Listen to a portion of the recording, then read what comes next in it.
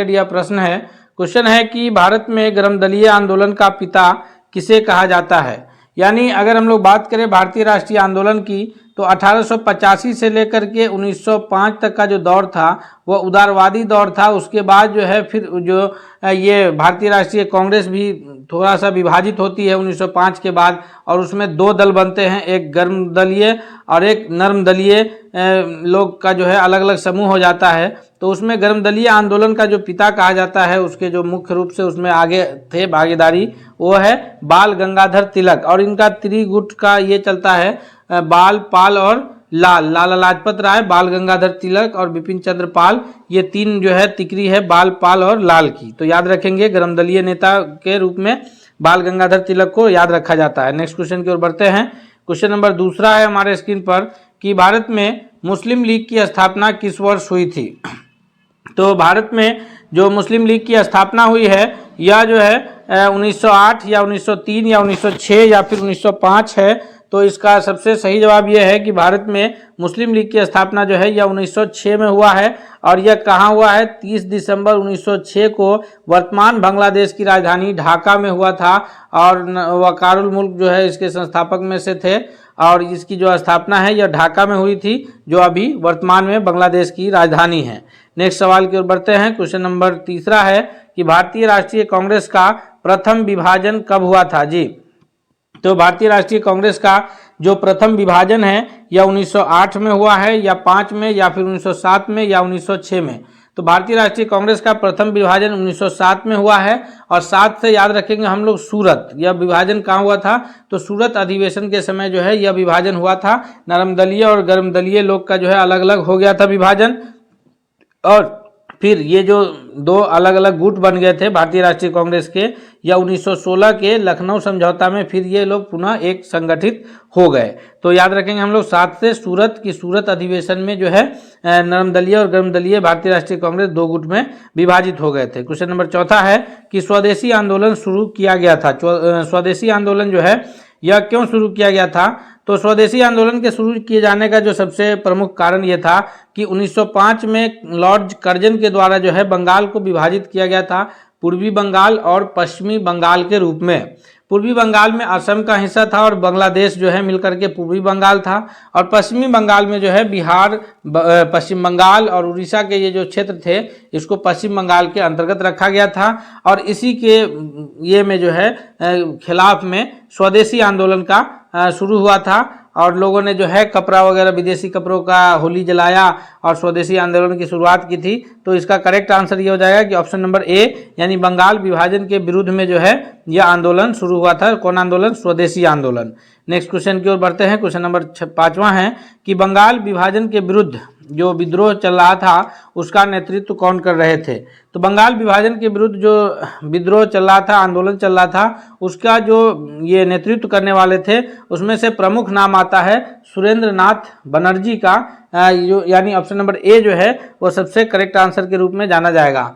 दोस्तों हम आपसे रिक्वेस्ट करते हैं कि अगर आप अब तक चैनल पर नए हैं, चैनल को सब्सक्राइब नहीं किए हैं, तो प्लीज़ आप एक बार चैनल को सब्सक्राइब जरूर कर लीजिएगा। साथ ही साथ बेल आइकन को दबा लीजिएगा ताकि इससे रिलेटेड कोई भी अपडेट्स आए तो आप तक सबसे पहले पहुंचे। और आपसे यह भी रिक्वेस्ट करेंगे कि अगर आपको यह वीडियो पसंद आ रहा है तो वीडियो को लाइक कीजिए, दोस्तों के बीच भी शेयर कीजिए ताकि सभी लोग जो है इससे बेहतर फ़ायदा उठा सके। अगले सवाल की ओर बढ़ते हैं। नेक्स्ट क्वेश्चन है, क्वेश्चन नंबर 6 है कि अनुशीलन समिति थी। अनुशीलन समिति जो है यह क्या थी, यह नारियों के उत्थान के लिए समर्पित थी, या फिर विधवा विवाह को प्रोत्साहित करने वाली समिति थी, या मजदूरों के कल्याण में रुचि रखती थी।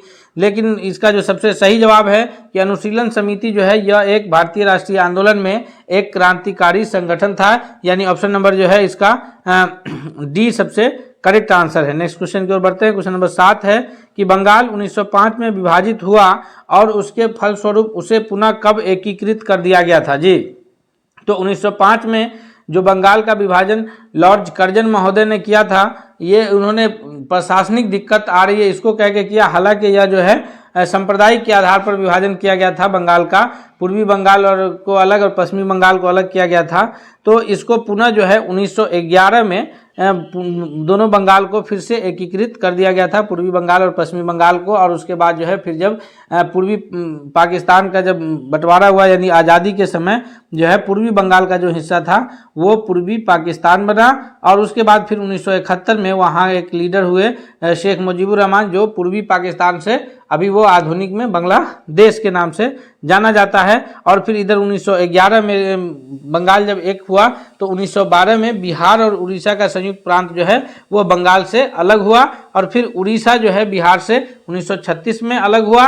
और बिहार से झारखंड जो है सबसे अंतिम में इधर 15 नवंबर 2000 ईस्वी को अलग हुआ है। अगले सवाल की ओर बढ़ते हैं। नेक्स्ट क्वेश्चन है, क्वेश्चन नंबर 8 है कि भारतीय राष्ट्रीय कांग्रेस की सबसे पहली महिला अध्यक्ष कौन थी। भारतीय राष्ट्रीय कांग्रेस की अगर पहली महिला अध्यक्ष की बात करेंगे तो पहली महिला अध्यक्ष के रूप में जो है नाम आता है एनी बेसेंट का, यानी ऑप्शन नंबर सी जो है वो करेक्ट आंसर होगा। वहीं सरोजिनी नायडू जो है वो प्रथम भारतीय महिला अध्यक्ष है। भारतीय राष्ट्रीय कांग्रेस की प्रथम भारतीय महिला अध्यक्ष जो है वो सरोजिनी नायडू जी हैं और प्रथम महिला अध्यक्ष जो है वो एनी बेसेंट है। अगले सवाल की ओर बढ़ते हैं। नेक्स्ट क्वेश्चन है, क्वेश्चन नंबर 9 है कि काकोरी ट्रेन डकैती कांड के प्रमुख नायक कौन थे। यानी काकोरी कांड जो है यह हुआ कब था, तो काकोरी कांड जो है यह 1925 में हुआ है। और इसके मुख्य नायक जो थे वो अशफाकुल्ला खां और राम प्रसाद बिस्मिल थे। ये दो लोग जो है काकोरी कांड के मुख्य नायक के रूप में थे। तो इसमें जो है अशफाकुल्ला खां का नाम तो है नहीं, इसलिए ऑप्शन नंबर ए जो है वो सबसे सही जवाब होगा कि राम प्रसाद बिस्मिल जो है इसके प्रमुख नायक के रूप में जाने जाते हैं। नेक्स्ट क्वेश्चन है, क्वेश्चन नंबर 10 कि भारत एवं पाकिस्तान का जो विभाजन है वो किस योजना के तहत ये विभाजन हुआ था। 10वां नंबर प्रश्न का जो सबसे सही जवाब होगा कि इसका जो विभाजन हुआ है, भारत एवं पाकिस्तान के जो विभाजन हुआ था यह जो है माउंटबेटन योजना के तहत हुआ। यानी ऑप्शन नंबर ए जो है 10वां नंबर प्रश्न के लिए भी सबसे करेक्ट आंसर के रूप में जाना जाएगा कि यह भारत और पाकिस्तान का विभाजन जो है माउंटबेटन योजना के तहत हुआ। और सर जॉन रेडक्लिफ के नेतृत्व में जो है यह लाइन खींची गई, इसीलिए भारत और पाकिस्तान के बीच की जो अंतर्राष्ट्रीय सीमा रेखा है उसको जो है रेडक्लिफ लाइन के नाम से भी जाना जाता है। नेक्स्ट क्वेश्चन की ओर बढ़ते हैं। क्वेश्चन नंबर 11 है कि भारत और पाकिस्तान के बीच जो है अंतर्राष्ट्रीय सीमा रेखा का सीमांकन कौन किया। तो अभी हम लोग इस पर चर्चा ही किए हैं कि भारत और पाकिस्तान के बीच जो अंतर्राष्ट्रीय सीमा रेखा है उसका सीमांकन जो है वो रेडक्लिफ महोदय ने किया था, इसलिए उसका नाम जो है रेडक्लिफ लाइन के नाम से जाना जाता है। ऑप्शन नंबर सी इसका करेक्ट आंसर होगा 11वां नंबर प्रश्न के लिए। नेक्स्ट क्वेश्चन की ओर बढ़ते हैं। क्वेश्चन नंबर 12 है कि देश सबसे छोटी स्थलीय सीमा भारत का किस देश से लगता है। भारत के जो पड़ोसी देश हैं जिसमें पाकिस्तान, अफगानिस्तान, बांग्लादेश, श्रीलंका, उसके बाद नेपाल, भूटान, चीन, बर्मा, इन देशों में से जो सबसे छोटा स्थलीय सीमा लगता है भारत का वह भूटान से लगता है, यानी option number D correct answer होगा। और सबसे लंबा जो स्थलीय सीमा रेखा लगता है भारत का वह लगता है बांग्लादेश से। याद रखेंगे हम लोग, सबसे छोटा भूटान से और सबसे लंबा सीमा रेखा किससे लगता है, ये बांग्लादेश से लगता है। नेक्स्ट क्वेश्चन की ओर बढ़ते हैं। क्वेश्चन नंबर 13 है कि लक्षद्वीप जो कि अरब सागर में स्थित है, भारत के पश्चिम में जो है यह अरब सागर में स्थित लक्षद्वीप में द्वीपों की जो समूह है 13, यानी ऑप्शन नंबर इसका जो है सबसे करेक्ट आंसर क्या होगा 13वां नंबर क्वेश्चन के लिए, ऑप्शन नंबर सी होगा कि 36 जो है द्वीपों का समूह है। भारत का जो लक्षद्वीप है यह अरब सागर में स्थित, इसमें 36 द्वीपों का समूह है, इसलिए लक्षद्वीप समूह के नाम से इसको जाना जाता है। नेक्स्ट क्वेश्चन की ओर बढ़ते हैं। क्वेश्चन नंबर 14 है कि भारत की भौगोलिक स्थिति के संबंध में कौन सा कथन सबसे सही है। तो अगर हम लोग इस कथन को एक एक को विचार करते हैं कि भारत जो है विषुवत रेखा के उत्तर में स्थित है तो सही कथन है, क्योंकि भारत की स्थिति जो है वो स्थलीय रूप से 8 डिग्री 4 मिनट उत्तरी अक्षांश से, याद रखेंगे स्थलीय रूप से कहाँ 8 डिग्री 4 मिनट उत्तरी अक्षांश से शुरू होता है, जबकि जलीय तो 6 डिग्री 4 मिनट से ही शुरू हो जाता है। तो भारत की जो है ये पूरी तरह से उत्तर में है। दूसरा है कि 8 डिग्री 4 मिनट से 37 डिग्री 6 मिनट उत्तरी अक्षांश के बीच स्थित है, यह भी सही है। तीसरा है कि भारत की जो स्थिति है देशांतरीय हिसाब से 68 डिग्री 7 मिनट से लेकर के 97 डिग्री 25 मिनट पूर्वी देशांतर में है, यह भी सही है। इसलिए ऑप्शन नंबर डी जो है करेक्ट आंसर हो जाएगा कि उपयुक्त सभी सही है। भारत जो है अक्षांशीय हिसाब से उत्तरी गोलार्ध में है और देशांतरीय हिसाब से पूर्वी गोलार्ध में है, याद रखेंगे हम लोग। और पूर्वी गोलार्ध में होने के कारण ही जो है भारत का समय ग्रीनविच के समय से 5.5 घंटा आगे है। नेक्स्ट क्वेश्चन की ओर बढ़ते हैं। क्वेश्चन नंबर 15 है कि भारत की जो सबसे लंबी सुरंग, सबसे बड़ी जवाहर सुरंग जो है यह किस राज्य में स्थित है। सबसे बड़ी सुरंग जवाहर सुरंग किस राज्य में स्थित है। तो इसका सबसे सही उत्तर क्या होगा 15वां नंबर प्रश्न के लिए? सबसे जो सही उत्तर है कि यह जम्मू कश्मीर राज्य में स्थित है, यानी ऑप्शन नंबर डी जो है यह करेक्ट आंसर हो जाएगा। नेक्स्ट क्वेश्चन है, क्वेश्चन नंबर 16 है कि हिमाचल प्रदेश में स्थित दर्रा किस नाम से कौन सा है? यानी जो दर्रा, जो पहाड़, दो पहाड़ों के बीच प्राकृतिक रूप से जो पतला सा संकरा रास्ता होता है उसको दर्रा के नाम से जानते हैं। तो यह जो दर्रा है हिमाचल प्रदेश में स्थित दर्रा कौन सा है? हिमाचल प्रदेश में जो दर्रा है उसको किस नाम से जाना जाता है? ऑप्शन नंबर इसका करेक्ट आंसर ए होगा कि शिपकिला दर्रा के नाम से जो है उसे जाना जाता है। नेक्स्ट क्वेश्चन है, क्वेश्चन नंबर 17 है कि निम्नलिखित में से कौन सा दर्रा पश्चिमी घाट पर्वतमाला में स्थित नहीं है? तो पश्चिमी घाट पर्वतमाला में जो स्थित दर्रा है उसमें से पिपली घाट दर्रा स्थित नहीं है। बाकी ये तीनों दर्रा थालघाट दर्रा, भोरघाट दर्रा और पालघाट, भोरघाट और पालघाट, ये तीनों दर्रा जो है ये पश्चिमी घाट पर्वतमाला में स्थित है। ये तीनों दर्रा जो है मुख्य रूप से दक्षिण भारत की दर्रा के नाम से भी ये जाना जाता है। अगले सवाल की ओर चलते हैं हम लोग। नेक्स्ट क्वेश्चन है, क्वेश्चन नंबर 18 है कि जोजिला दर्रा जो है वो किसको किससे जोड़ता है? भारत में वो जो है किन दो प्रमुख स्थानों को जोड़ने का काम करता है? तो जोजिला दर्रा जो है यह श्रीनगर और लेह को जोड़ता है, या फिर इसके अतिरिक्त इसका करेक्ट आंसर है 18 का यही होगा कि जो जोजिला दर्रा है यह भारत में श्रीनगर को लेह से जोड़ने का कार्य करता है। नेक्स्ट क्वेश्चन है, क्वेश्चन नंबर 19 है कि पालघाट दर्रा निम्नलिखित में से किन दो राज्यों को जोड़ता है? पालघाट दर्रा जो मुख्य रूप से जिन दो राज्यों को जोड़ता है वह है ऑप्शन नंबर 19वां के लिए ए कि केरल और तमिलनाडु को जोड़ने का कार्य जो है पालघाट दर्रा, अभी हम कहें पीछे कि थालघाट, पालघाट और भोरघाट, ये तीन प्रमुख जो है दक्षिण भारत की दर्रा है, जिसमें पालघाट दर्रा जो है वो केरल और तमिलनाडु को जोड़ता है। बाकी जो दो दर्रे हैं यानी पालघाट के अतिरिक्त थालघाट और भोरघाट, वो दोनों दर्रा महाराष्ट्र राज्य में स्थित है। अगले सवाल की ओर चलते हैं। नेक्स्ट क्वेश्चन है, क्वेश्चन नंबर 20 है कि नाथुला दर्रा किस राज्य में स्थित है? यह बिहार बोर्ड के क्लास 5 का पहला चैप्टर है इसका जो है ईवीएस का, जिसमें नाथुला दर्रा का चर्चा किया गया है, नाथुला की शहर। तो नाथुला दर्रा जो है यह कहाँ स्थित है? हम सभी जानते हैं, इसका उत्तर तो सभी लोग हम लोग कर सकते हैं आसानी के साथ कि यह दर्रा जो है यह सिक्किम राज्य में स्थित है, यानी 20वां नंबर प्रश्न के लिए ऑप्शन नंबर सी जो है करेक्ट आंसर होगा। नेक्स्ट क्वेश्चन की ओर बढ़ते हैं। क्वेश्चन नंबर 21 है कि मनुष्य के बुद्धि एवं चतुराई का केंद्र कौन सा है?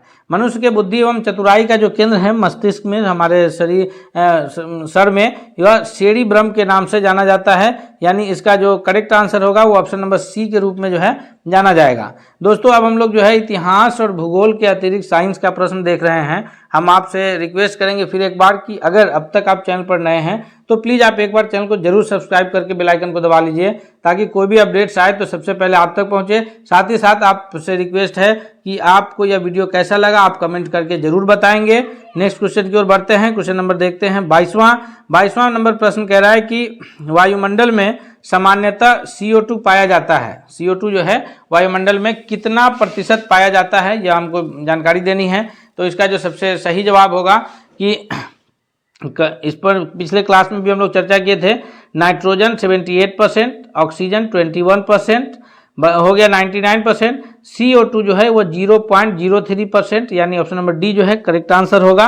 और 0.97 में जो है वो इसके अतिरिक्त जितने भी गैसेज हैं वायु में वो 0.97% में ही स्थित है, यानी 22वां के लिए ऑप्शन नंबर डी सही उत्तर है। नेक्स्ट क्वेश्चन है 23 है कि निम्नलिखित में से कौन सी बीमारी श्वसन तंत्र से संबंधित है, यानी सांस लेने से संबंधित बीमारियां कौन सी है? तो श्वसन तंत्र से संबंधित बीमारी जो है टीबी यानी ट्यूबरक्लोसिस भी है और न्यूमोनिया भी है। तो इसका सही उत्तर क्या हो जाएगा कि डी, जैसे बीपीएससी जो है एक से अधिक प्रश्न उत्तर सही होने की स्थिति में एक ऑप्शन नंबर डी रखता है, जिसका में जो है लिखा होता है कि एक से अधिक, तो यहाँ पर जो है डी हो जाएगा, बी और सी दोनों, या फिर एक से अधिक के लिए डी ऑप्शन करेक्ट होगा। नेक्स्ट क्वेश्चन की ओर बढ़ते हैं। क्वेश्चन नंबर 24 है कि पुष्पों का अध्ययन क्या कहलाता है? पुष्पों यानी फूलों का जो अध्ययन है इसको किस नाम से जाना जाता है? तो 24वां नंबर प्रश्न के लिए जो सबसे सही उत्तर है कि पुष्पों के अध्ययन जो है वो एंथोलॉजी के नाम से जाना जाता है, यानी ऑप्शन नंबर जो है इसके लिए 24 नंबर प्रश्न के लिए सबसे सही उत्तर क्या होगा? तो 24 का सबसे करेक्ट आंसर होगा ऑप्शन नंबर सी कि पुष्पों का अध्ययन एंथोलॉजी के नाम से जाना जाता है। आगे है कि पुष्प के अतिरिक्त फल, यानी फल फूलों का अध्ययन एंथोलॉजी, तो फलों का अध्ययन को क्या कहते हैं? फलों के अध्ययन को कहा जाता है पोमोलॉजी, यानी ऑप्शन नंबर बी इसमें जो है करेक्ट आंसर होगा कि फलों के अध्ययन को पोमोलॉजी के नाम से जाना जाता है। नेक्स्ट क्वेश्चन की ओर बढ़ते हैं दोस्तों। अगला प्रश्न है क्वेश्चन नंबर 26 नंबर प्रश्न क्या कह रहा है कि निम्नलिखित में से सबसे छोटा जीव क्या है? जी, सबसे छोटा जीव पूछा जा रहा है, या ईस्ट है, या वायरस है, या जीवाणु यानी बैक्टीरिया है, या फिर माइकोप्लाज्मा है। तो इसका सबसे सही जवाब जो होगा 26वां नंबर प्रश्न के लिए कि सबसे जो छोटा जीव है वह माइकोप्लाज्मा के नाम से जाना जाता है, यानी ऑप्शन नंबर ए 26वां के लिए क्या होगा सबसे सही उत्तर? ऑप्शन नंबर ए जो है माइकोप्लाज्मा करेक्ट आंसर होगा। नेक्स्ट है क्वेश्चन नंबर 27 है कि दूध के दही के रूप में जमने का कारण क्या है, यानी किस वजह से जो है दूध दही के रूप में जमता है। तो दूध का जो दही से जमना, एक तो पहली बात कि यह लैक्टोबैसिलस नामक बैक्टीरिया के वजह से जमता है ना, तो ये लैक्टोबैसिलस कहलाएगा। दूसरा, दूध से दही का जमना, अगर परिवर्तन की बात करेंगे तो परिवर्तन दो तरह का होता है, एक भौतिक और एक रासायनिक। जैसे भौतिक परिवर्तन में क्या कि रबर को हम लोग जो है खींच कर लंबा कर देते हैं, फिर छोड़ने पर पुनः वापस अपनी स्थिति में आ जाता है, वो भौतिक परिवर्तन कहलाता है। और दूध से दही का जमना जो है ये रासायनिक परिवर्तन है, यानी कि एक बार जो चेंज हो गया तो फिर हम उसको दही से दूध नहीं बना सकते हैं। किसी भी लकड़ी का जलना जो है वो भी रासायनिक परिवर्तन में आता है। तो दूध से दही का जमना लैक्टोबैसिलस के कारण होता है, और अगर परिवर्तन से सवाल पूछा जाए तो वह रासायनिक परिवर्तन है, क्योंकि जो है दही जम जाने के पश्चात जो है फिर हम उसको पुनः दूध के रूप में वापस नहीं ले सकते हैं। लेकिन पानी का बर्फ बनना क्या है? भौतिक परिवर्तन है। पानी बर्फ बन जाएगा, बर्फ से फिर पानी बनाया जा सकता है। अगले सवाल की ओर बढ़ते हैं। क्वेश्चन नंबर 28 है कि निम्न में बैक्टीरिया से फैलने वाला रोग कौन सा है? 28वां नंबर प्रश्न पूछ रहा है कि बैक्टीरिया से कौन से रोग फैलते हैं? चेचक यानी चिकन पॉक्स के नाम से जो कहा जाता है, या फिर तपेदिक, या मप्स, या पीलिया। तो इसका सबसे सही उत्तर है ऑप्शन नंबर ए कि चेचक जो है यह बैक्टीरिया से फैलने वाला रोग है। नेक्स्ट क्वेश्चन है क्वेश्चन नंबर 29 है कि गाजर है, गाजर जो हम लोग खाते हैं, कैरेट, जिसमें विटामिन ए प्रचुर मात्रा में पाया जाता है। याद रखेंगे हम लोग गाजर जिसमें क्या कौन सा विटामिन पाया जाता है? तो विटामिन ए जो है प्रचुर मात्रा में पाया जाता है। तो वो क्या है? तो जो गाजर जो है वह है जड़, उसके जड़ को हम लोग जो है सेवन करते हैं। नेक्स्ट क्वेश्चन की ओर बढ़ते हैं। क्वेश्चन नंबर 30 है कि संसार का सबसे बड़ा फूल जो है वो कौन सा है? तो संसार का सबसे बड़ा फूल जो है वो रफलेशिया के नाम से जाना जाता है, यानी 30वां नंबर प्रश्न का जो सबसे सही उत्तर है वो क्या है? वह होगा option number A. Next question की ओर बढ़ते हैं। क्वेश्चन नंबर 31 है। 31वां नंबर प्रश्न क्या कह रहा है कि निम्नलिखित में से कौन सा राज्य क्षेत्र घटा या बढ़ा सकता है? राज्य का जो क्षेत्र है, भौगोलिक क्षेत्र, उसको घटाने का या फिर उस क्षेत्र को बढ़ाने का जो अधिकार है वह भारत में किसे प्राप्त है? तो किसी राज्य के क्षेत्र को घटाने या बढ़ाने का जो अधिकार है यह भारतीय संसद को, संसद से तात्पर्य यह है कि उसके सदन यानी लोकसभा, राज्यसभा और फिर राष्ट्रपति का अनुमोदन, तो इन तीनों को तीनों अंग मिलकर के संसद बनता है। तो भारतीय संसद को यह अधिकार प्राप्त है कि वह राज्य के क्षेत्र को घटा या फिर बढ़ा सकता है। ऑप्शन नंबर बी जो है वो सही उत्तर के रूप में जाना जाएगा।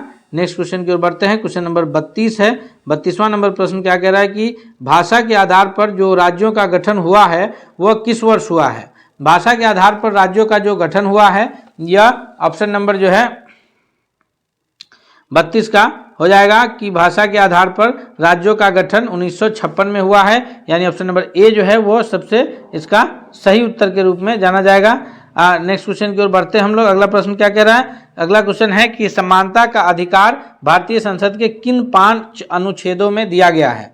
तो समानता का जो अधिकार है यह अधिकार मौलिक अधिकार के अंतर्गत है, और मौलिक अधिकार का जो वर्णन है वो 12 से लेकर के 35 अनुच्छेद के बीच किया गया है भारतीय संविधान के भाग 3 में और अनुच्छेद 12 से 35 में। कहाँ? भारतीय संविधान के भाग 3 अनुच्छेद 12 से 35 में मौलिक अधिकार का जिक्र है। उसमें से समानता का अधिकार जो है वो अनुच्छेद 14 से 18 के बीच जो है चर्चा किया गया है। समानता के अधिकार का चर्चा कहाँ किया गया है? तो अनुच्छेद 14 से 18 के बीच। नेक्स्ट क्वेश्चन है क्वेश्चन नंबर 34 कि भारतीय संविधान की छुआछूत उन्मूलन से संबंधित अनुच्छेद है, यानी छुआछूत का उन्मूलन जो है भारतीय संविधान के किस अनुच्छेद में है? तो इसका जो सही उत्तर है वो है ऑप्शन नंबर सी कि अनुच्छेद 17 में जो है यह छुआछूत से उन्मूलन करने वाला अनुच्छेद है।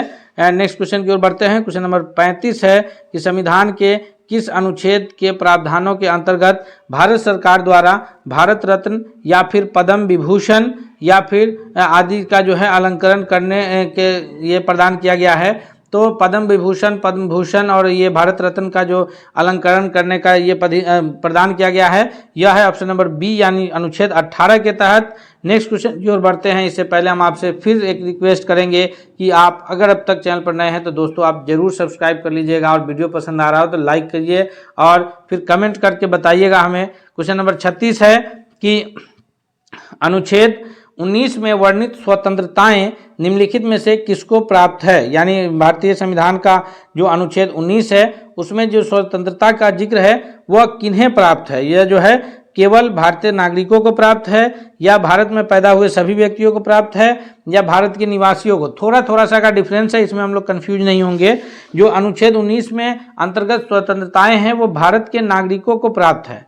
भारत में पैदा हुए व्यक्ति अगर किसी अन्य देशों की नागरिकता प्राप्त कर लेता है तो उन्हें अनुच्छेद 19 का जो स्वतंत्रता दिया गया है वो उसे नहीं मिल पाएगा। तो इसलिए जो है हम ये नहीं कहेंगे। या फिर भारत के निवासी, तो भारत में जो है अन्य देश के आकर के लोग अगर शिक्षा पाना, इलाज कराने के लिए से रह रहे हैं, निवास कर रहे हैं, उन्हें अगर भारत की नागरिकता प्राप्त नहीं है तो फिर वो स्वतंत्रता भी उसे प्राप्त नहीं है।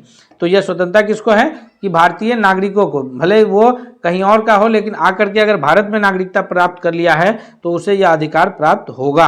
अगले क्वेश्चन की ओर बढ़ते हैं। क्वेश्चन नंबर 37 है कि निम्नलिखित में से कौन मौलिक अधिकार नहीं है।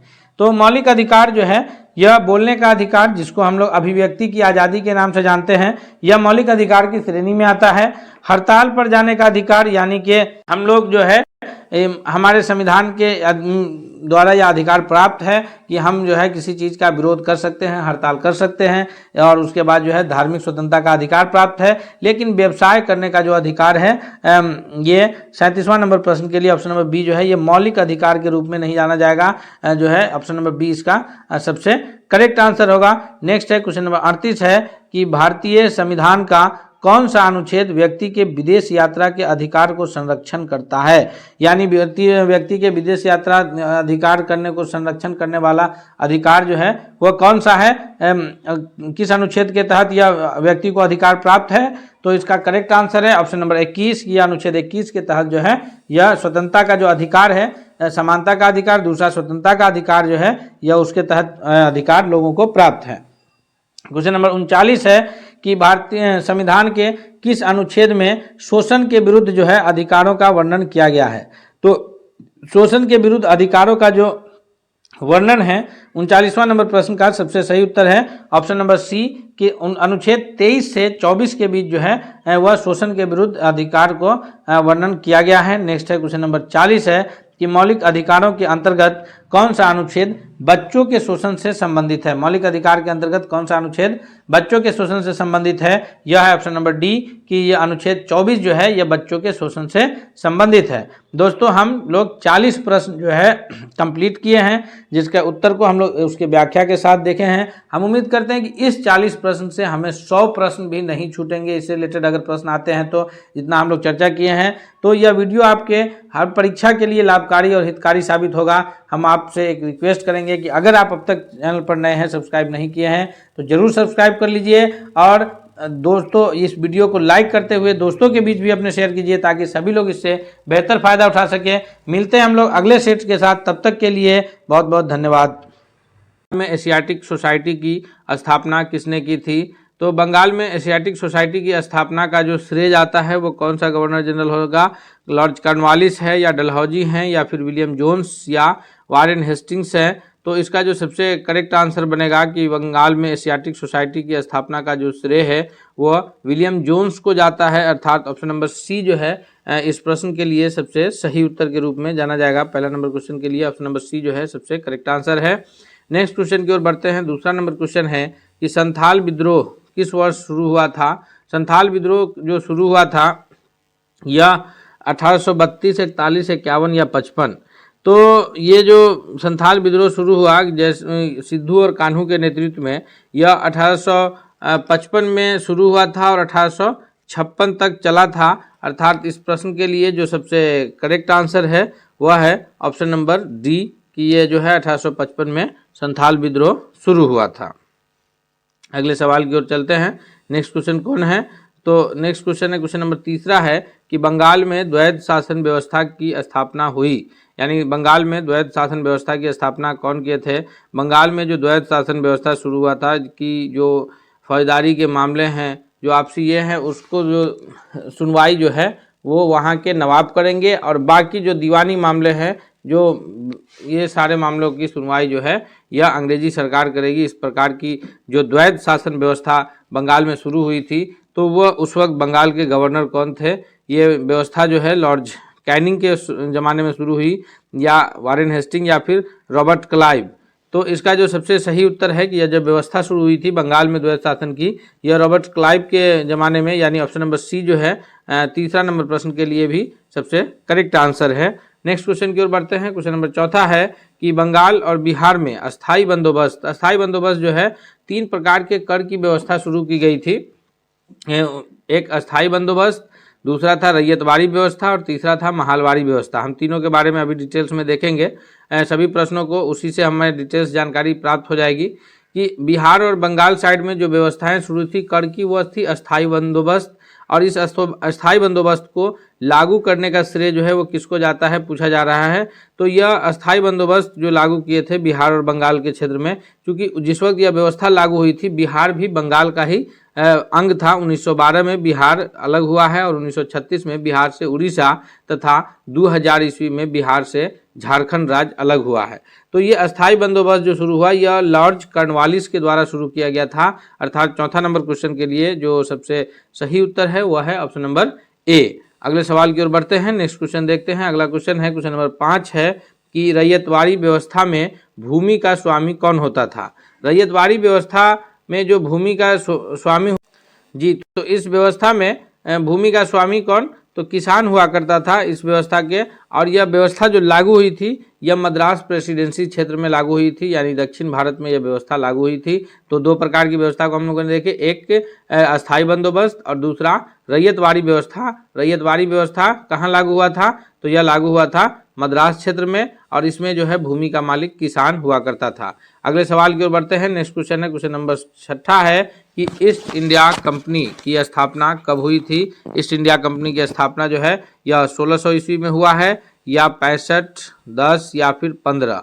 तो इसका जो सबसे सही उत्तर है कि ईस्ट इंडिया कंपनी की स्थापना 1600 ईस्वी में, और हुआ कहाँ, तो ईस्ट इंडिया कंपनी की स्थापना जो है 1600 ईस्वी में लंदन में हुआ था। और उस वक्त जो है ईस्ट इंडिया कंपनी के लोगों को ही व्यापार करने का अधिकार प्राप्त था, और वही लोग भारत में व्यापार करने आते थे। उसके बाद फिर धीरे धीरे जो है बाद में ईस्ट इंडिया कंपनी की शासन खत्म हुआ, और यहाँ जो है डायरेक्ट वहाँ के जो अंग्रेजी सरकार थी उसका शासन आरंभ हुआ। अगले सवाल की ओर बढ़ते हैं। क्वेश्चन नंबर 7 है कि वारेन हेस्टिंग ने द्वैध शासन प्रणाली को कब समाप्त किया। तो वारेन हेस्टिंग ने जो द्वैध शासन प्रणाली को समाप्त करने का जो ये है वह किस ईस्वी में किया गया है, 1773 ईस्वी में, या फिर 72 या 74 या 75। तो इस प्रश्न का सबसे जो सही जवाब है कि ये जो द्वैध शासन प्रणाली की समाप्ति हुई है यह हुआ है 1772 ईस्वी में, यानी ऑप्शन नंबर बी जो है 7वां नंबर प्रश्न के लिए भी सबसे सही उत्तर है। नेक्स्ट क्वेश्चन की ओर बढ़ते हैं हम लोग। अगला प्रश्न देखते हैं कौन सा है। तो अगला क्वेश्चन है, क्वेश्चन नंबर 8 है कि भारत में पहली बार डाक टिकट किस गवर्नर जनरल ने जारी किया था। तो डाक टिकट जारी करने वाले जो भारत में गवर्नर जनरल के रूप में जाने जाते हैं वह नाम आता है लॉर्ड डलहौजी का, और इन्होंने और भी कई काम किए हैं। लॉर्ड डलहौजी ने ही हड़प नीति अपनाया था, और उसी के तहत जो है बहुत सारे ये को हड़प लिया गया था। और लॉर्ड डलहौजी ने ही के शासन में ही भारत में रेल सेवा की भी शुरुआत हुई थी। तो ये भी इसके लिए याद रखा जाता है, डाक सेवा की शुरुआत भी इन्होंने ही किया था। डाक टिकट जारी करने वाले गवर्नर जनरल के रूप में जाने जाते हैं। ऑप्शन नंबर डी जो है 8वां नंबर प्रश्न का सबसे सही उत्तर है। दोस्तों, हम इस सीरीज में सभी प्रकार के प्रश्नों को करा रहे हैं ताकि आने वाले परीक्षा में आपका एक भी प्रश्न किसी भी पॉइंट से अगर पूछा जाए तो वो नहीं छूटे। इसलिए हम आपसे यह रिक्वेस्ट करेंगे कि अगर आप अब तक चैनल पर नए हैं तो प्लीज़ आप चैनल को सब्सक्राइब करके बेल आइकन को दबा लीजिए, ताकि कोई भी वीडियो आए तो सबसे पहले आप तक पहुंचे। और साथ ही साथ दोस्तों, अगर यह वीडियो पसंद आ रहा है तो इसको लाइक करते हुए दोस्तों के बीच भी शेयर कीजिए, ताकि सभी लोग इस वीडियो से फ़ायदा उठा सके। अगले सवाल की ओर बढ़ते हैं हम लोग। नेक्स्ट क्वेश्चन है, क्वेश्चन नंबर 9 है कि स्वेज नहर व्यापार के लिए कब खोली गई।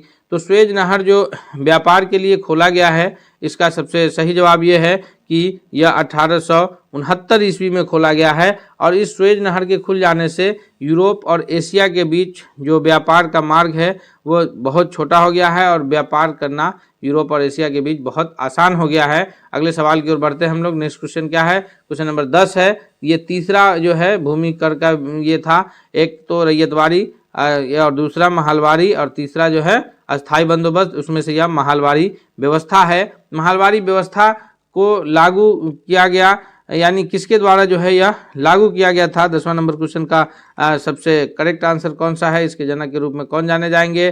तो महलवारी व्यवस्था जो है मार्टिन बर्ड के द्वारा लागू किया गया था। तो इस क्वेश्चन का सबसे सही उत्तर क्या होगा? ऑप्शन नंबर ए जो है मार्टिन बर्ड जो है करेक्ट आंसर के रूप में जाना जाएगा। इस प्रकार हम लोग जो है देख लिए कि 3 व्यवस्थाएं, यानी एक जो है अस्थाई बंदोबस्त जो कि बिहार बंगाल क्षेत्र में लागू था, दूसरा था रैयतवाड़ी व्यवस्था जो कि दक्षिण भारत के मद्रास क्षेत्र में लागू था, और तीसरा था महलवारी व्यवस्था, यह पंजाब उत्तर प्रदेश के क्षेत्रों में लागू था।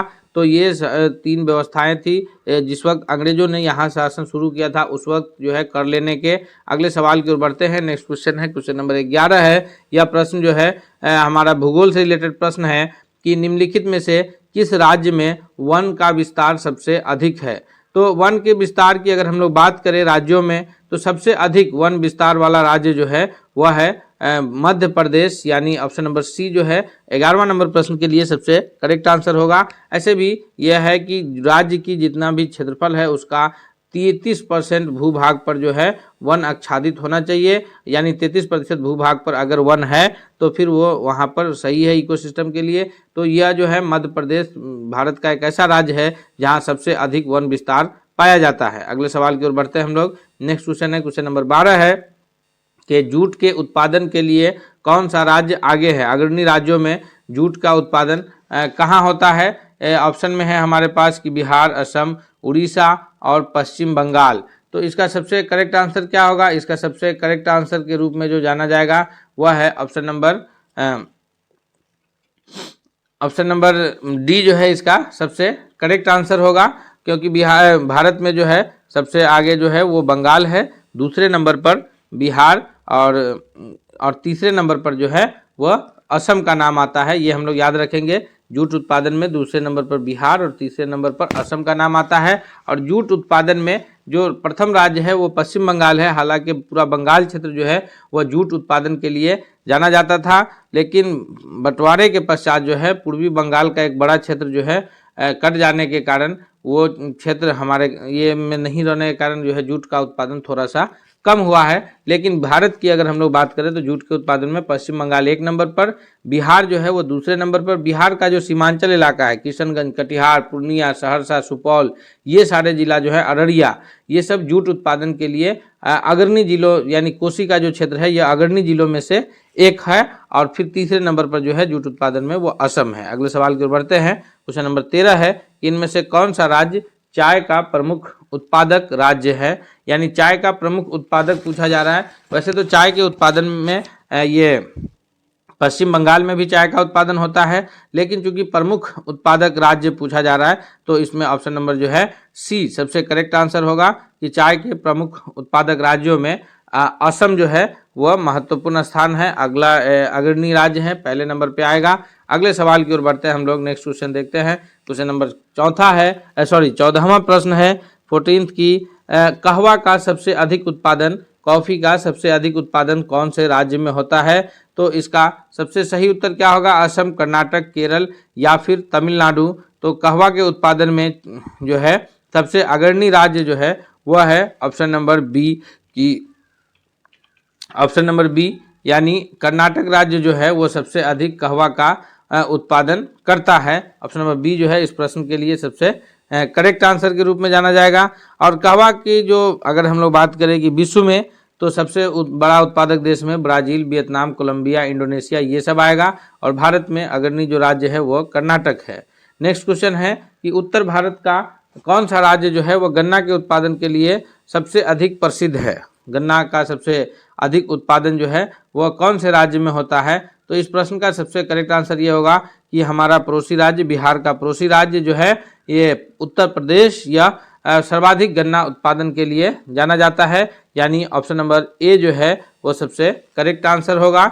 नेक्स्ट क्वेश्चन की ओर बढ़ते हैं। अगला प्रश्न देखते हैं। क्वेश्चन नंबर 16 है कि झारखंड में स्थानांतरित कृषि को क्या कहा जाता है। झारखंड की जो स्थानांतरित कृषि है उसको किस नाम से जाना जाता है। स्थानांतरित कृषि को विश्व में और ये देश के अलग अलग राज्यों में भी अलग अलग नामों से जाना जाता है, जिसमें झारखंड में किस नाम से, तो झारखंड में इसे जो जाना जाता है वह जाना जाता है ऑप्शन नंबर 16 का सी, यानी कुरुआ के नाम से जाना जाता है। वहीं विश्व के अन्य देशों में इसको जो है, जैसे ब्राजील में रोका के नाम से जाना जाता है, वेनेजुएला में जो है कोनुको के नाम से जाना जाता है, और श्रीलंका में जो है चेना के नाम से जाना जाता है, और इंडोनेशिया में जो है वह लदांग के नाम से जाना जाता है, और उत्तर पूर्व भारत में इसे झूम खेती भी कहते हैं। याद रखेंगे हम लोग, क्योंकि ये प्रश्न जो है बीपीएससी टीआरई 1 में भी पूछा गया था, तो यह महत्वपूर्ण प्रश्न के रूप में बनता है। अगले सवाल की ओर बढ़ते हैं हम लोग। नेक्स्ट क्वेश्चन देखते हैं। क्वेश्चन नंबर 17 है कि भारत का जो नारियल प्रदेश है वह किसे कहा जाता है। तो भारत का जो नारियल प्रदेश है वह कौन कहलाएगा। भारत का नारियल प्रदेश जो है वह हम सभी जानते हैं कि केरल राज्य जो है नारियल प्रदेश के नाम से जाना जाता है। तो इसमें हम लोग वक्त नहीं गंवाएंगे, आगे बढ़ेंगे। अगला प्रश्न देखते हैं। नेक्स्ट क्वेश्चन है कि बिहार का वह कौन सा क्षेत्र है जहां तंबाकू का उत्पादन के लिए वह सबसे अधिक प्रसिद्ध है। तो बिहार का वह क्षेत्र जो तंबाकू के उत्पादन में सबसे अधिक प्रसिद्ध क्षेत्र है वह है समस्तीपुर का क्षेत्र, यानी ऑप्शन नंबर सी 18वां नंबर प्रश्न के लिए सबसे सही उत्तर के रूप में सबसे सही उत्तर जो है ऑप्शन नंबर सी के रूप में जाना जाएगा। नेक्स्ट क्वेश्चन की ओर बढ़ते हैं हम लोग। अगला क्वेश्चन देखते हैं। क्वेश्चन नंबर 19 है कि रेशम का कीड़ा पालना क्या कहलाता है। रेशम का कीड़ा पालना जो है यह सेरीकल्चर कहलाता है, या रेशम कल्चर कहलाता है, या पीसी कल्चर कहलाता है, या फिर तीसी कल्चर कहलाता है। इसका सबसे सही जवाब क्या होगा। तो रेशम के कीड़ा का जो पालना है यह कहलाता है 19वां नंबर प्रश्न का सबसे सही उत्तर है ऑप्शन नंबर ए, यह सेरीकल्चर कहलाता है। और रेशम के उत्पादन में जो है कर्नाटक है, और बिहार का भागलपुर जिला जो है वह अग्रणी है। अगले सवाल की ओर चलते हैं। नेक्स्ट क्वेश्चन है क्वेश्चन नंबर 20 है कि कांवर झील जो ये है झील स्थित है यह कहाँ स्थित है, यह बिहार में किस जिले में स्थित है। तो कांवर झील जो स्थित है यह बिहार के बेगूसराय जिले में स्थित है, यानी इसका 20वां नंबर प्रश्न के लिए जो सबसे सही जवाब है वह है ऑप्शन नंबर सी कि कांवर झील की स्थिति बिहार के बेगूसराय जिले में है। नेक्स्ट क्वेश्चन की ओर बढ़ते हैं। अगला प्रश्न जो है कि ग्लोबल वार्मिंग के लिए उत्तरदायी गैस है।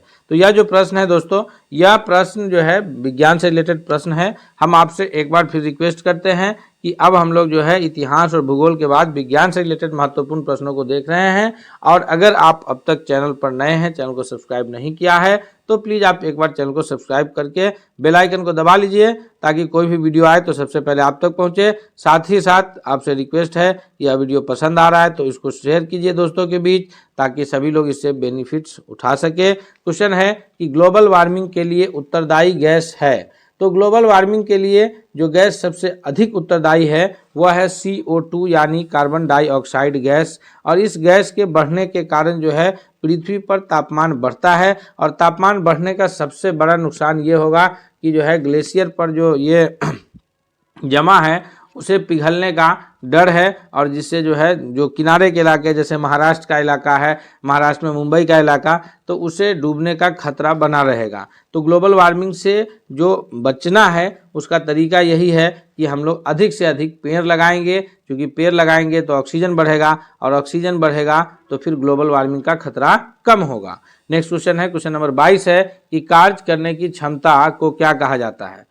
तो कार्य करने की जो क्षमता है उसको किस नाम से जानते हैं। तो कार्य करने की क्षमता को कहते हैं ऊर्जा, और ऊर्जा का जो मात्रक है वह क्या है। तो ऊर्जा का मात्रक होता है जूल, बल का मात्रक डाइन होता है, और शक्ति का मात्रक जो है यह वाट होता है, याद रखेंगे। और ऊर्जा का मात्रक जो है जूल होता है, तथा कार्य का मात्रक भी जूल होता है। तो प्रश्न कंफ्यूज करने के लिए ऐसे भी पूछे जा सकते हैं कि कौन से दो यू का मात्रक जूल होता है। तो कार्य और ऊर्जा दोनों का मात्रक जो है जूल होता है, इसे हम लोग याद रखेंगे। नेक्स्ट क्वेश्चन की ओर बढ़ते हैं। अगला क्वेश्चन कौन सा है। तो नेक्स्ट क्वेश्चन है क्वेश्चन नंबर 23 है। क्वेश्चन नंबर 23 क्या कह रहा है कि नवीकरणीय ऊर्जा स्रोत क्या है। नवीकरणीय ऊर्जा स्रोत का अर्थात यह है कि वह ऊर्जा स्रोत जो एक बार खत्म हो तो उसकी पुनः पूर्ति प्राकृतिक ढंग से हो सके उसको नवीकरणीय ऊर्जा स्रोत मानेंगे, और जो एक बार खत्म हो गया दोबारा उसकी पूर्ति संभव नहीं है तो वो अनवीकरणीय, जैसे कोयला जो है एक बार जब खत्म हो गया तो उसे दोबारा उसकी पूर्ति कर पाना संभव नहीं है, तो वो अनवीकरणीय ऊर्जा स्रोत में कहलाएगा। तो इसलिए नवीकरणीय ऊर्जा स्रोत जो है वो है ऑप्शन नंबर बी कि सौर ऊर्जा जो है वो नवीकरणीय ऊर्जा स्रोत है, जो एक बार उसकी पूर्ति रोजाना सूर्य से हमें होती रहेगी और यह कभी खत्म होने को नहीं है। नेक्स्ट क्वेश्चन की ओर बढ़ते हैं। क्वेश्चन नंबर 24 है कि सरदार सरोवर बांध किस नदी पर बना है। सरदार सरोवर बांध जो बना है गंगा, सतलज, नर्मदा या फिर तापी नदी पर, तो इसका जो सबसे सही उदाहरण है कि सबसे जो सही आंसर है वह है ऑप्शन नंबर सी कि सरदार सरोवर बांध जो है यह नर्मदा नदी पर बना है। अगला प्रश्न कौन सा है, तो नेक्स्ट क्वेश्चन है क्वेश्चन नंबर 25 है कि दर्पण की फोकस और वक्रता त्रिज्या में क्या संबंध है। दर्पण की फोकस और वक्रता त्रिज्या में जो संबंध है, यानी फोकस दूरी जो है वह वक्रता त्रिज्या की आधी होती है, f = r/2 कहेंगे, या अगर वक्रता त्रिज्या से पूछा जाए तो r हो जाएगा 2f। वक्रता त्रिज्या जो है वह फोकस की दुगुनी होगी और फोकस दूरी जो है वह वक्रता त्रिज्या की आधी होगी। तो इसको हम लोग याद रखेंगे। ऑप्शन के हिसाब से जो सबसे सही उत्तर बनता है वह बनता है ऑप्शन नंबर बी कि f = r/2। नेक्स्ट क्वेश्चन है क्वेश्चन नंबर 26 है कि विभवांतर का एसआई मात्रक क्या होता है। विभवांतर का जो एसआई मात्रक है वह होता है वोल्ट, और इसको मापते किस में है, तो विभवांतर को मापते हैं हम लोग वोल्ट मीटर से, और इसका एसआई मात्रक होता है वोल्ट। इससे दोनों पूछा जा सकता है। तो विभवांतर का एसआई मात्रक वोल्ट और मापा जाता है वोल्ट मीटर से, और विद्युत धारा का एसआई मात्रक होता है एम्पियर और मापा जाता है उसको ए मीटर से, और ओम जो है यह होता है ये प्रतिरोध का एसआई मात्रक, और कूलम जो है यह होता है किसका, तो यह होता है चार्ज का एसआई मात्रक कूलम्ब होता है। इस प्रकार याद रखेंगे। वोल्ट जो है यह विभवांतर का, ओम प्रतिरोध का, एम्पियर जो है यह विद्युत धारा का, और कूलम्ब जो है यह चार्ज का एसआई मात्रक होता है। नेक्स्ट क्वेश्चन की ओर बढ़ते हैं। क्वेश्चन नंबर 27 है कि शरीर में भोजन का जो पचना है, हमारे शरीर में भोजन का पाचन होना जो है यह कौन सी अभिक्रिया है, किस प्रकार का अभिक्रिया है। तो शरीर में भोजन का पचना जो है यह ऑक्सीडेशन रिएक्शन कहलाता है, यानी उपचयन। ऑक्सीडेशन रिएक्शन अर्थात उपचयन, यानी ऐसा अभिक्रिया जिसमें जो ऑक्सीजन के साथ संयोग करके होता है, तो हम लोग सांस के रूप में जो ऑक्सीजन लेते हैं उससे रिएक्शन होता है, और यह उपचयन अभिक्रिया के नाम से जाना जाता है। 27 का ऑप्शन नंबर ए जो है वह करेक्ट आंसर के रूप में जाना जाएगा। और अगले सवाल की ओर बढ़ते हैं हम लोग। नेक्स्ट क्वेश्चन है क्वेश्चन नंबर 28 है कि किसी विलयन का लाल लिटमस को नीला कर देता है तो उसका पीएच मान कितना होगा। तो हम जानते हैं कि जो विलयन लाल लिटमस को नीला करेगा वह विलयन जो है वो क्षारीय विलयन होगा, और जो क्षारीय विलयन होगा या भस्मीय कहिए, तो जो विलयन भस्मीय विलयन होगा उस विलयन का पीएच मान 7 से अधिक और 14 तक होगा। 7 से अधिक होगा और कहाँ तक होगा, 14 तक होगा। तो यहाँ ऑप्शन नंबर 11 और ए और बी यानी 11 और 10 दोनों जो है विलयन लाल लिटमस को नीला करेगा, तो इसलिए ऑप्शन नंबर डी करेक्ट होगा कि ए और बी दोनों जो है वो सही उत्तर है, तो डी ऑप्शन सही होगा। नेक्स्ट क्वेश्चन की ओर बढ़ते हैं। क्वेश्चन नंबर 29 है कि निम्नलिखित में किस धातु को किरोसिन में डुबो कर रखते हैं। कौन सी धातु को जो है वो किरोसिन में डुबो कर रखा जाता है, वह मैग्नीशियम है, सोडियम है, पारा या फिर टंगस्टन। तो इसमें जो है सोडियम धातु को किरोसिन में डुबो कर रखते हैं, क्योंकि सोडियम एक ऐसा धातु है जो तीव्र अभिक्रियाशील धातु है, यानी अभिक्रिया बहुत तेजी से करता है। इस कारण जो है अगर इसे खुला मुक्त अवस्था में छोड़ दिया जाए तो वो जल्दी अभिक्रिया करके जो है ये कर लेता है। तो इसी कारण जो है सोडियम धातु को क्या करते हैं कि किरोसिन में डुबोकर रखा जाता है। नेक्स्ट क्वेश्चन की ओर बढ़ते हैं। अगला क्वेश्चन क्या है, क्वेश्चन नंबर 30 है कि निम्नलिखित में से किसका उपयोग खाना बनाने के लिए ईंधन में नहीं होता है। तो खाना बनाने के ईंधन में एलपीजी का भी प्रयोग होता है, बायोगैस का भी प्रयोग होता है, कोयला का भी प्रयोग होता है। नहीं जो होता है वो सीएनजी का। सीएनजी का पूरा नाम क्या है, तो कंप्रेस्ड नेचुरल गैस, संपीड्य प्राकृतिक गैस कहेंगे हिंदी में। कंप्रेस्ड नेचुरल गैस, संपीड्य प्राकृतिक गैस, इसका जो प्रयोग है वो वाहनों को चलाने के लिए, गाड़ियाँ चलाने के लिए, आज जितने भी जो मेट्रोपॉलिटन सिटी है जैसे दिल्ली है, मुंबई है, इनमें जो गाड़ियाँ चलती है तो वह डीजल इंजन नहीं, सारी गाड़ियाँ जो है वो सीएनजी से चलती है और इसका उपयोग जो है खाना बनाने के लिए नहीं किया जाता है। बाकी ये तीनों जो ऑप्शन है एलपीजी यानी लिक्विफाइड पेट्रोलियम गैस, बायोगैस और कोयला, इनका उपयोग ईंधन के रूप में खाना बनाने के लिए किया जाता है। नेक्स्ट क्वेश्चन है क्वेश्चन नंबर 31 है, यह विविध से रिलेटेड प्रश्न है कि पोंगल जो है यह किस राज्य का प्रमुख त्योहार है। तो पोंगल जो है वह दक्षिण भारत के एक महत्वपूर्ण राज्य का ये त्यौहार है। अगर आप लोग इसको कर पा रहे हैं तो कमेंट करके जरूर बताइए, क्योंकि हम आपसे ये भी रिक्वेस्ट करेंगे कि आपको अगर वीडियो पसंद आता है तो आप इसे अंत में कमेंट करके जरूर बताइएगा। पोंगल जो है वह राज्य तमिलनाडु का प्रमुख त्यौहार है, यानी ऑप्शन नंबर बी जो है इसके लिए सबसे सही उत्तर होगा 31वां नंबर क्वेश्चन के लिए कि पोंगल कहाँ का त्यौहार है, तो तमिलनाडु राज्य का प्रमुख त्यौहार है। नेक्स्ट क्वेश्चन की ओर बढ़ते हैं। क्वेश्चन नंबर 32 है कि वैसाखी जो है यह किस राज्य में मनाया जाता है, यानी यह कौन से राज्य में मनाया जाने वाला प्रमुख त्यौहार है। तो वैसाखी का जो त्यौहार है यह ऑप्शन नंबर ए यानी पंजाब में मनाया जाने वाला प्रमुख त्यौहार है। याद कीजिए इतिहास की वैसाखी के त्यौहार के दिन ही जो है वो लोग जो है वो जलियांवाला बाग में बैठे थे शांतिपूर्ण, और उस पर जो है जनरल ओ डायर की सेना ने गोलियां बरसा दी थी और लाखों हजारों लोग जो है उसमें मारे गए थे जलियांवाला बाग हत्याकांड में। तो इस ये बैसाखी जो है पंजाब का प्रमुख त्यौहार है। नेक्स्ट क्वेश्चन है 33वां है कि नवरोज त्यौहार किससे संबंधित है। नवरोज त्यौहार का जो संबंध है वह किस समुदाय से संबंधित है।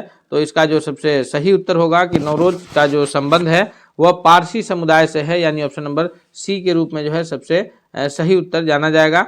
अगले सवाल की ओर बढ़ते हैं। नेक्स्ट क्वेश्चन है क्वेश्चन नंबर 34 है कि लोक नृत्य में राज्यों का जो युग्म दिया है उसमें से कौन सा राज्य जो है लोक नृत्य में वह सुमेलित नहीं है।